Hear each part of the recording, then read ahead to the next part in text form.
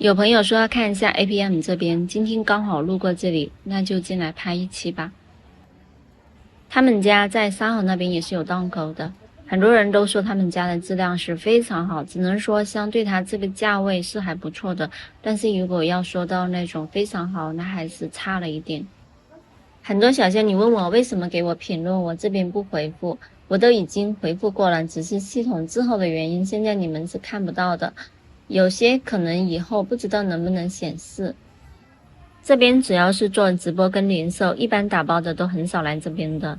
打包来这边拿的话，你要么就是拿到一些比较旧的款式，要么就是说你拿到一些价位很高的这种衣服。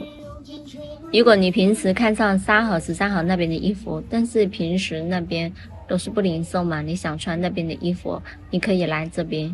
因为这边有很多档口是在那边也是有分档的，这边可以零售。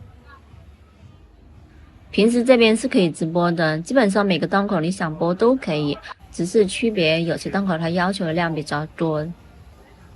不像以前如果说你要跟那种实力比较强的档口合作，他们要看你的粉丝基数是多少，还有以往的场观是多少，以往卖的这个销售额是多少，他才会跟你合作播这个样子。但是现在粉丝基数还有以往的这些数据影响越来越小了，很多新号第一场的时候来很多人是很正常的，第一场卖很多是很正常的，再加上现在主播越来越少了，所以说这些档口他们现在不管你这个号是多少，他们只要求一个就是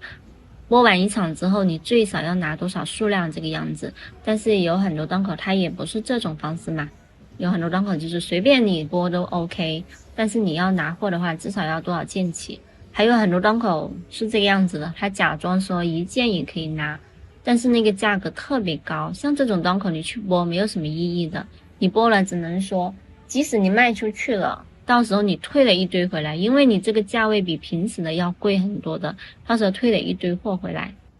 你看前面的这些清仓的，如果说给你播你自己都不想看，你看了这堆货你自己头都大，这些货给你播出去，到时候买家收到他肯定也会退很多的。来这边零售能不能讲价的问题，你们看情况嘛，如果可以的话可以适当的讲一下价格，但是这边的零售平时真的很贵的。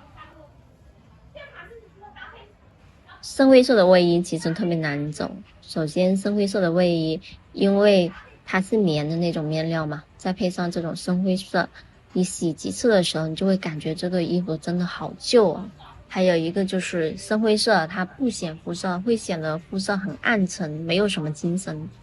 深灰色它跟那个浅灰色不一样，浅灰色的卫衣特别好走，但是深灰色的卫衣每年都是，如果说你拿了很多的话都会剩下的。长款的这种针织外套这一段时间真的超级火爆，这种小香风套装看起来也是挺好看的。好，今天的视频就简单的分享到这里。